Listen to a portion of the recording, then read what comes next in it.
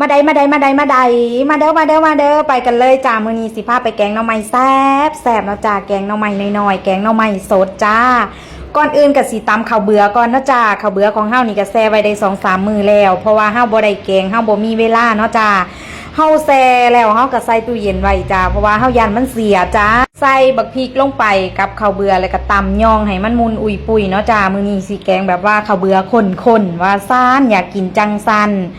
เครื่องที่เฮาซื้อมานี่ก็มีหลายเติบเนาะจ้าอันนี้คือไปตลาดนัดมาเนาะจ้าได้เห็ดขาใหญ่ๆมา2 ถุงจ้า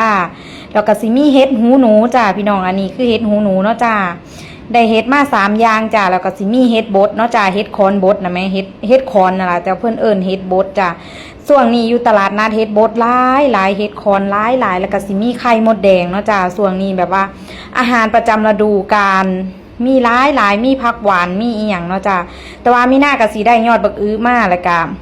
ผักชะอมผักคะกับผักกระแยงเนาะจ้าที่สิเอามาแกงใส่หน่อไม้มื้อนี้สิแกงแบบลาวๆจ้าพี่น้องจ้าก่อนอื่นเฮาก็สิทุบหน่อไม้เฮาก่อนเนาะจ้าหน่อไม้อันนี้คือต้มจืดแล้วเด้อจ้าเพราะว่าเฮาต้มไว้ใส่ตู้เย็นไว้แล้วล่ะจ้าเพราะว่าเฮาบ่ค่อยมีเวลาเฮ็ดกับข้าวหั่นแล้วก็ใส่ตู้เย็นไว้จ้าอยากแกงแล้วก็เอามาทุบจ้าทุบก้อนทุบให้แบบว่าพอมันแตกเพราะว่าสิให้น้ำแกงเข้าไปมันสิได้นัวสิได้แซ่บเนาะจ้าอันนี้ก็แต่ว่าถ้าคนบ่มากก็แกงเลยเด้อจ้าบ่ต้องทุบก็ได้แต่ว่ามีหน้าเอามาทุบจ้าเพราะว่าอยากลองเบิ่งจ้าอยากลองเบิ่งหลายสูตรก็เลยทุบจ้าแต่ว่าบ่ทุบก็แซ่บทุบก็แซ่บคือเก่าจ้าสิแซ่บหรือบ่แซ่บก็อยู่ที่เฮาปรุงนั่นแหละจ้าอันนี้ก็สิเป็นเมนูที่มีหน้ามักมีหน้าชอ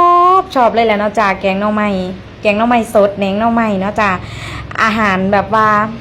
ช่วงหน้าแล้งกันหน่อไม้ก็สิอึดแน่จักหน่อยเนาะจ้าแต่ก็บ่เป็นหยังเนาะจ้าเพราะว่าอยากกินก็หาซื้อได้คือเก่าค่ะทุกไปทุกมาแล้วก็แล้วเนาะค่ะพี่น้องค่ะแล้วก็ตอนที่เฮาเทน้ำอย่านั่งใส่หม้อเฮาลืมกดกล่องค่ะพี่น้องเลยข้ามขั้นตอนไปจักหน่อยอันนี้คือวิธีแกงหน่อไม้แบบบ้านแห้งเนาะจ้า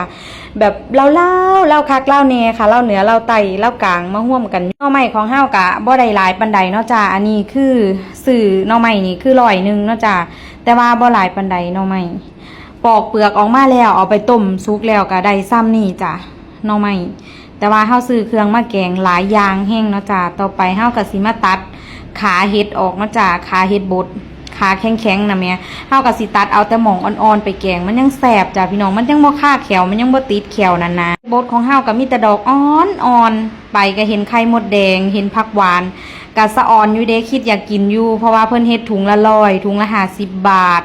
ถุงละ200จังซี่แม่มันก็พอได้แกงหั่นนะมันก็บ่แพงเกินไปมันก็พอดีซื้อพอดีอีหยังอยู่แต่ว่าคิดอยากกินแกงหน่อไม้ก็เลยบ่ได้ซื้อไข่มดแดงมาจ้าแต่ว่าแกงไข่มดแดงใส่หน่อไม้ก็แซ่บคือกันจ้าแต่ว่าบ่ได้ซื้อมาเนาะเฮาซื้อมาหลายอย่างแล้วเฮาก็เลยบ่ได้ซื้อจ้าก็ซื้อมาซ้ำนี่แล้วเฮาก็สิมาเฮ็ดซ้ำนี่เนาะจ้าเฮ็ดบดนี่ก็ถ้าบ่อยากเอาไปแกงก็เอาไปซุปก็แซ่บเนาะจ้าเอาไปซุปต้มน้ำปลาร้ากะซุปกะแซ่บซุปใส่ผักแพรวกะแซ่บจ้ะเฮ็ดได้หลายเมนูอยู่จ้ะหรือว่าสิเอาไปแกงใส่ดอกผักติ๋วยอดผักติ๋วอีหยังกะแซ่บคือกันจ้ะแต่ว่ามื้อนี้มีหน้าเอามาแกงใส่หน่อไม้เนาะค่ะเพราะว่าอยากกินจังซี่จ้ามีคนขอมาก็เลยจัดให้จ้าอันเฮ็ดหูหนูของเฮานี่ก็งามพี่น้องอันเพิ่นขายเฮ็ดหูหนูแล้วก็เฮ็ดขายใหญ่ๆอันนี้3 ถุง50 บาทเพิ่นว่าก็เลยได้มา3 อย่างแล้วเฮ็ดอันบดเพิ่นขายถุงละ100ถุงละ50 บาทก็ได้หลายเติบเด้อันมีน่าซื้อมาถุงละ100ก็ได้บักหลายจ้าพี่น้องจ้าเอาไปแกงกันจนสิเต็มหม้ออาญะพุ่นละอันเฮ็ดขายใหญ่ๆนี่ก็มันเป็นแบบดอกหน่อยเนาะจ้าแต่ว่าเฮาก็เสียมาพาเครื่องก่อนจักหน่อยยันมันสุกบ่ทันหมู่ยันเบื่อว่าซ่านเฮาก็พาเครื่องแน่บ่พาเครื่องแน่แล้วแต่ดอกน้อยดอกใหญ่ว่าสิได้มือแกงก็เมื่อยเติบอยู่ค่ะพี่น้องอันหน่อไม้ก็ต้มใส่ตู้เย็นไว้พักก็ยันพักมันเหี่ยวเนาะเพราะว่า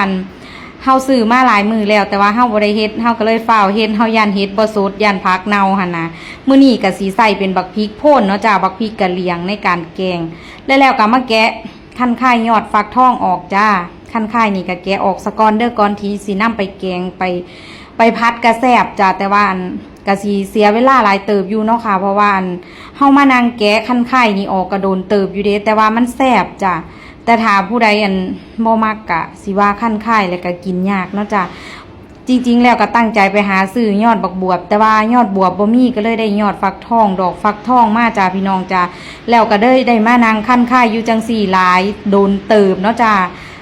ตอนนี้เฮาก็ตั้งหม้อได้สักพักแล้วก็เทข้าวเบือลงไปเนาะจ้าข้าวเบือที่เฮาตำไว้แต่ว่ามื้อนี้บ่ได้ใส่หอมแดงเนาะจ้าหอมแดงเบิดแล้วก็ใส่ผงนัวลงไปจ้าพี่น้องจ้าใส่เกลือเล็กน้อยแล้วก็น้ำปลาร้าเนาะจ้าน้ำปลาร้าสูตรนี้ก็เข้มข้นนัวเลิกบักคักเลยค่ะคนไปคนมาจากน้อยเนาะจ้าแล้วก็ไปนั่งตีลังกาถาให้หมอฟดแล้วเฮาก็สิมาเทเฮ็ดบดลงไปแล้วก็ตามด้วยเฮ็ดหูหนูแล้วก็เฮ็ดขาใหญ่ๆซ้ำขามีหน้านี่ลงไปจ้าแล้วก็โคเลให้มันเข้ากันเนาะจ้าย่านข้าวเบือติดก้นหม้อก็ต้องคนดูเด้ตอนนี้เพราะว่าเฮาใส่ข้าวเบือลงไปแล้วถ้าเฮาเผลอจักหน่อยกลับมาคนนี่ก็สิติดก้นหม้ออีกจักหน่อยไฟสิไหม้หม้อว่าซ่านหม้อก็ฟดแล้วซิมเบิ่งแล้วแซ่บแล้วก็ใส่ยอดฟักทองที่เฮาเตรียมไว้เนาะจ้ะอันเฮาไปล้างทำความสะอาดเรียบร้อยแล้วเนาะค่ะแต่ว่าบ่ได้ถ่ายให้เบิ่งตอนเอาไปล้างเนาะค่ะมันสิยาวโพดแต่นี่คลิปก็ยาวโพดแล้วก็เลยบ่ได้ถ่ายมาตัดมาแบบตัดภาพมาตอนลงหม้อเลยเนาะจ้ะสิได้แบบว่าบ่ยาวเกินไปหั่นนะตอนนี้ก็กินหอมเตะดังห่วยๆแล้วล่ะจ้าแกงหน่อไม้แบบบ้านๆแบบเล่าคักเล่าเนี่ยจ้าพี่น้องเล่าเหนือเล่าไตว่าซ่านเล่าอยู่ในใจนี่ล่ะแล้วตื่นมือเช้ามาเฮากับแต่งโตแต่ว่าบ่ทันได้ใส่เสื้อไปเสื้อพนักงานเนาะจ้าเฮากับสิมากินข้าวกินปลาสะกอนเฮากับตักพร้อมเสิร์ฟเลยเนาะจ้าแกงหน่อไม้ของเฮาตอนแกงยามมื้อคืนบ่ได้กินเนาะจ้าเฮามากินยามมื้อเช้าเฮาอดข้าวแรงเฮาได้เอทว่าซ่านเฮากับตัก2ถ้วยเนาะจ้าถ้วยนึงเฮากับสิแบ่งไปให้พี่ข้างห้องเพิ่นแหมอันอยู่ใกล้กันเนาะจ้ามีหยังก็แบ่งกันย่ำเพิ่นมีหยังเพิ่นก็แบ่งให้เฮาตลอดจ้าย่ำเฮาเฮ็ดเฮาก็แบ่งให้เพิ่นจ้าอันนี้ก็พร้อมเสิร์ฟเบิ่งหน้าตาเป็นตาแซ่บแกงหน่อไม้ใส่เห็ดบดใส่หลายเห็ดเติบอยู่จ้าเห็ดหูหนูเห็ดขาใหญ่ๆนี่เห็ดนางร่มหลวงหรืออีหยังนี่ล่ะเพิ่นเอิ้นน่ะจำชื่อบ่ได้จ้าและแล้วก็พร้อมรับประทานเนาะจ้ากินกับข้าวเหนียวค่ำใหญ่ๆเลยจ้าค่ำตาสวดว่าซ่านแต่ว่าบ่ได้ตาสวดดอกยันมันติดคอค่ะพี่น้องค่ะมาเด้อกินข้าวเช้าน้ำกันข้าวเช้าของมีหน้ามื้อนี้ก็สินัวเลิกแน่จักหน่อยเนาะค่ะเฮามาอุ่นยามมื้อเช้ายามมื้อคืนแล้วเฮาเติมแต่ปลาแดกเติมไปเติมมาแล้วก็เป็นสีนัวเลิกจักหน่อยแต่กะถ้าบ่อยากให้มันนัวเลิกก็สิเติมน้ำเปล่าลงไปจักหน่อยตอนอุ่นมันก็สิรสชาติแบบซอฟๆลงจักหน่อยเนาะจ้าอันเฮากินนั่นก็สิเป็นขัวนางตอเนาะจ้าพี่น้องนางตอผู้ใดเคยกินบ่เนาะนางตอนางแตนนั่นน่ะเจ้าของกระแสนแหลนพ่อแห้งแล้วไปกินนั่งตอนั่งแต่ละแสนแหลนกว่าเก่าว่าซ่านกะสร้างมันถอให้มันซัวแต่เฮานี่แหละให้มันดีแต่เพิ่นนั่นล่ะว่าซ่านกะบ่เป็นหยังดอกค่ะมันความสุขของไผของมันเนาะค่ะมันบ่คือกันเฮ็ดจังใดได้ล่ะมื้อนี้ก็คาดว่าสิกินข้าวเหนียวเบิด2ห่อพุ่นล่ะค่ะห่อละ5 บาทสิกินให้อิ่มๆไปเฮ็ดงานสิได้มีความสุขกับการเฮ็ดงานแต่จริงๆแล้วบ่แม่นเด้อจ้ากินข้าวเหนียวไปเฮ็ดงานแล้วก็สินั่งเหงานอนกับบ่เป็นอย่างดอกค่ะสิ้นแล้วกับการนั่งเหงานอนนี่นะไปเฮ็ดงานยามใดเหงานอนยามนั้นมาฮ้อนหองว่าตาตั้งแกแดอยู่บ่เห็นสิหลับสินอนจนดึกดื่นเที่ยงคืนก็สิบ่ได้หลับบ่ได้นอนเล่นแต่โทรศัพท์ขี้เอเตอร์ว่าซ่านปฏิสัมพันธ์เนาะค่ะพี่น้องเฮ็ดจังใดได้เฮาเดินทางนี้แล้วเฮาก็ไปให้มันสุดมันสิดังมันสิปังหรือบ่ปังก็สร้างเขาเพราะว่าเฮาเฮ็ดเอาความสุขเฮาบ่เน้นอีหยังดอกแล้วแต่จ้ะสิปังก็ปังสิดังก็ดังบ่เป็นหยังค่ะพี่น้องค่ะเฮ็ดคือเก่าลงคือเก่าเพราะว่ามากค่ะนะถ้าบ่ลงก็บ่ได้เนาะค่ะความจำเครื่องมันสิเต็มก็เลยต้องลงแล้วเฮาก็ได้ลง